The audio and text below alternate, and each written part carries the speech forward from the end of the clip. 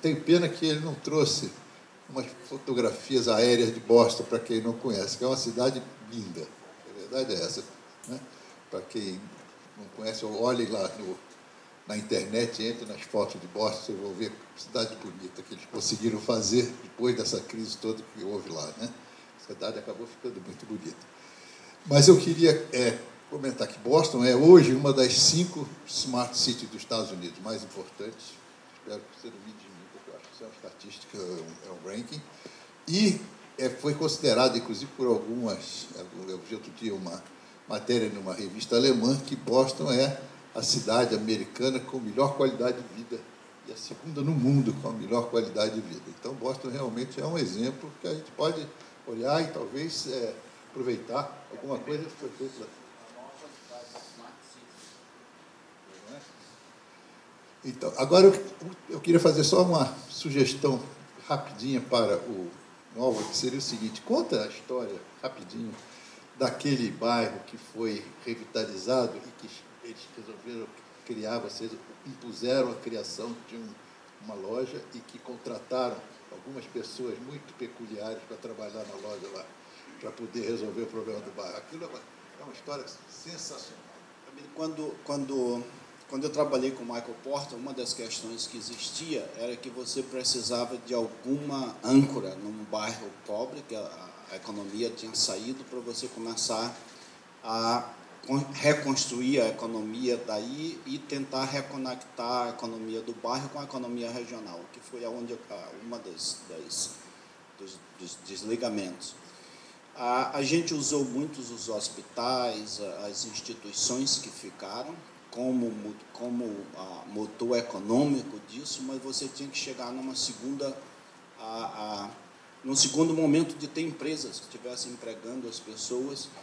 E a gente fez um acordo com a Prefeitura de Boston, na época não estava na Prefeitura de Boston, e também em Los Angeles foi um acordo que foi feito com o Magic Johnson, que era um jogador de basquetebol que se aposentou, mas veio do sul de Los Angeles, do bairro dele, que é um bairro muito pobre, teve vários riots, alguns muito complicados. E a gente tentou ver qual é a possibilidade. Se você tem renda e as pessoas comem, por que não existe supermercado? Como é que você convence um supermercado a abrir nesses bairros pobres?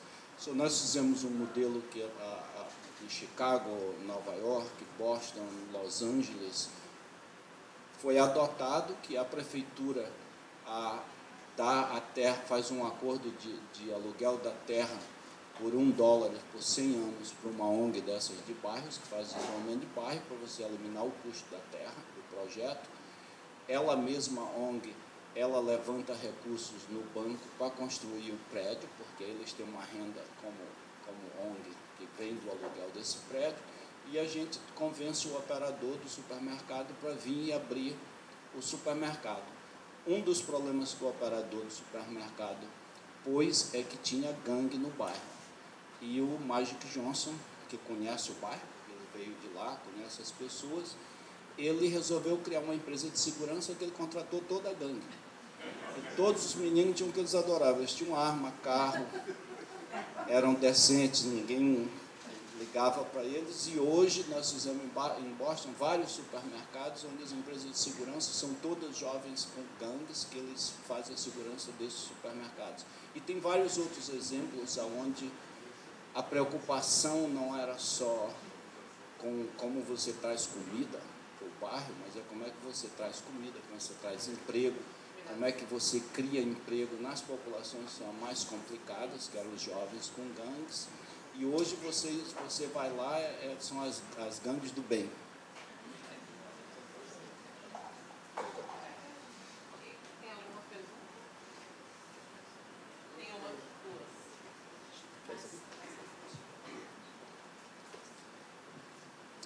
Álvaro, meu nome é Luciano Maza, sou professor da Vanzolini. Eu estive em Nagoya, no Japão, em 2014 e peguei o metrô. Eu fiquei esperando o alto-falante do metrô falar em japonês. Falou em japonês e falou em português. E eu depois conversei com uma pessoa que mora lá e falou que a prefeitura tem um departamento de brasileiros lá que é para fazer as pessoas encontrarem moradia, colocar os filhos na escola. É uma cidade grande no Japão, né? Mas que tem esse tipo de preocupação. Né? Então, você tem outras histórias parecidas com essa? Porque o Japão é um país único em várias coisas. Não, a prefeitura de Boston, no gabinete do prefeito, onde tem não é bem departamento, porque os departamentos estão nas secretarias, mas eles chamam de office, que trabalham como... São pequenos... São grupos pequenos de técnicos que se dedicam às coisas que são mais importantes para a cidade. Então, você tem, por exemplo, um office das mulheres, você tem um office de imigrante, que lida com que o corte dele é a característica específica do imigrante. Você tem outro que é de disability, e todos esses offices eles trabalham diretamente com o prefeito, balanceando todos os planos. E isso veio também desse modelo do Urban Green New, em que o plano era feito para a pessoa média. Não existia um cidadão médio que você planeja. O cidadão não tinha gênero, não tinha raça, não tinha cor, não tinha absolutamente nada. Se você tivesse um economista no grupo, eles tinham diferença em renda. Mas, a parte disso, você tinha essa imagem do cidadão, e você pode imaginar a quantidade de problemas que você pode criar, planejando para essa figura média que não existe, num país que, na época, a demografia das cidades estava mudando de forma rápida e completamente, com uma complexidade muito grande. Bom, primeiramente, parabenizá-lo pela apresentação e revelar aqui uma percepção, um sentimento de que eu achava que conhecia Boston, mas eu não conhecia. Estou conhecendo agora, tive lá algumas vezes.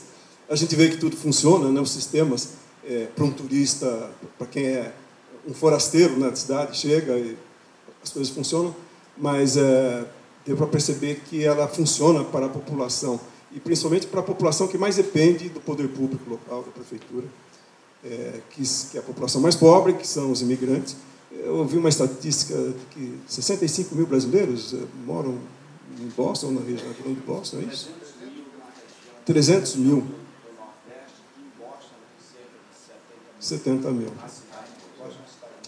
Sim. Resgatando um pouco aí a referência do Michael Porter, por ossos do ofício, estudei um pouquinho o que ele publicou, principalmente na literatura de clusters, né, de aglomerações. Eu queria saber como é que a prefeitura enxerga e traduz isso em planos de ação, do ponto de vista de estimular as economias locais, as economias dos bairros, né? Buscando o que na literatura se chama de externalidades positivas daquela região, do traço predominante daquela população em termos culturais, né? De produzir coisas a partir das suas origens, ou daquilo que se criou na história recente dos bairros. E, ao mesmo tempo, como é que essa ideia de eficiências coletivas, né, das aglomerações, podem ser utilizadas, ou se já são utilizadas também, na relação do poder público com grandes empresas, o interesse de grandes empresas em investirem nessa perspectiva que é diferenciada, né? Acho que é uma abordagem que tem como governança o poder público e as lideranças dos bairros. Não é isso? É isso. Em parte, funciona, eu penso...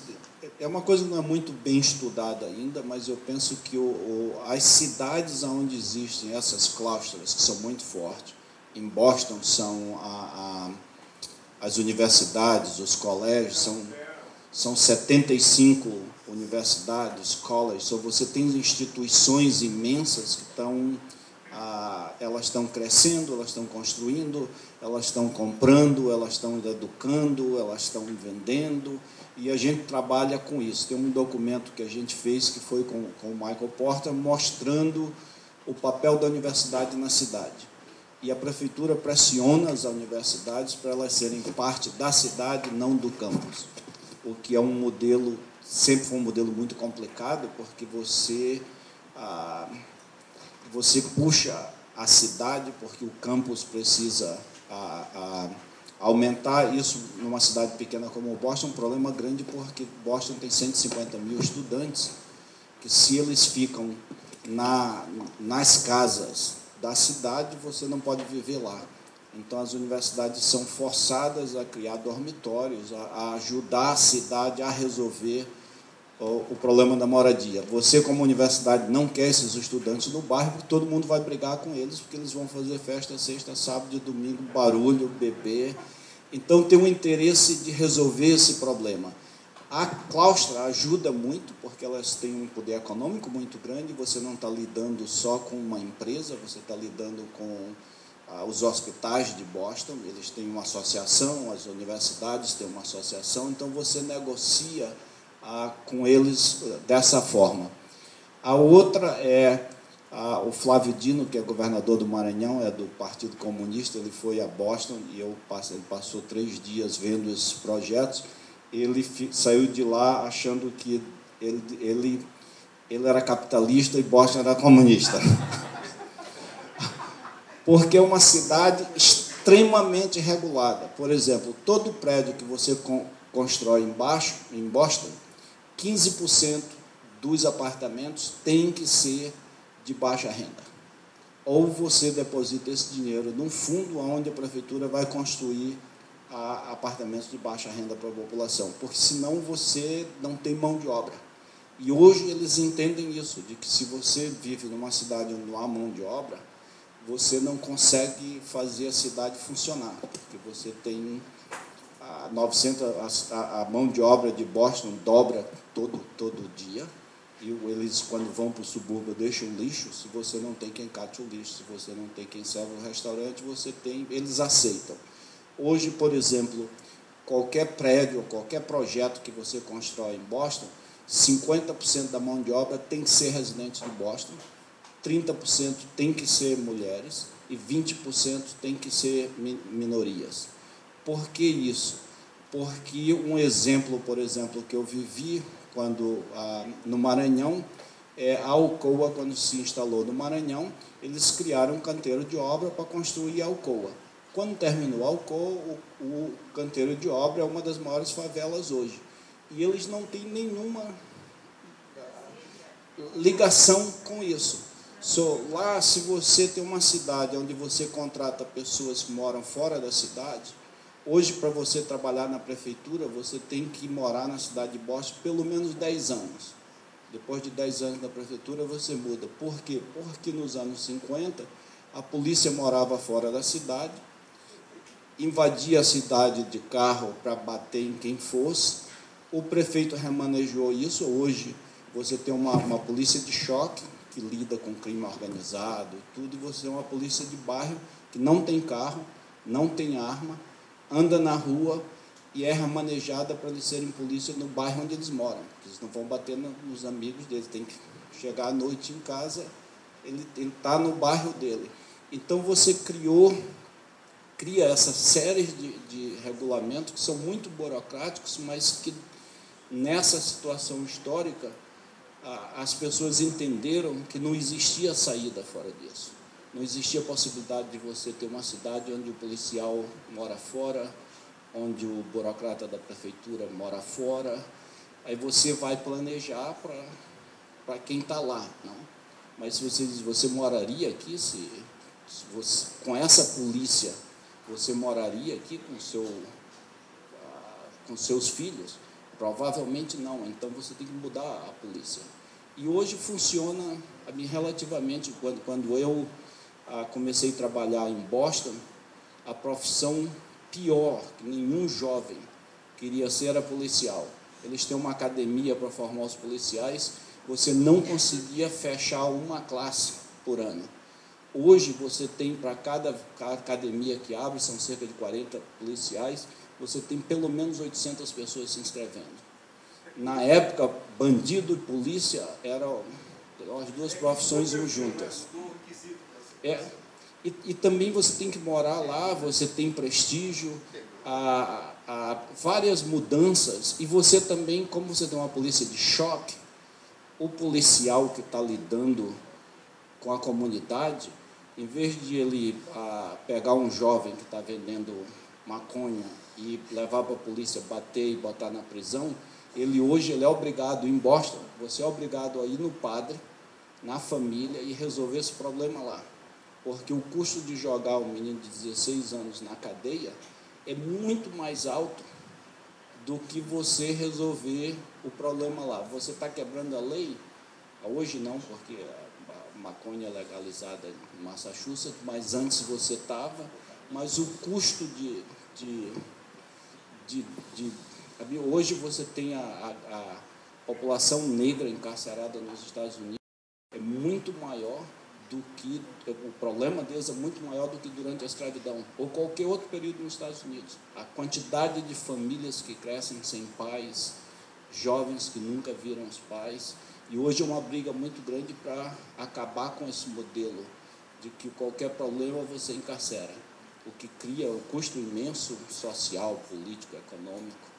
E em Boston isso muda muito. Por exemplo, as prisões que são do Estado hoje, você já tem uma forma de manejo de administração que é muito diferente das prisões federais, e as federais estão mudando porque hoje o Estado não consegue manter esse modelo. Gente, desculpa o tempo, Álvaro, a gente não consegue se estender mais.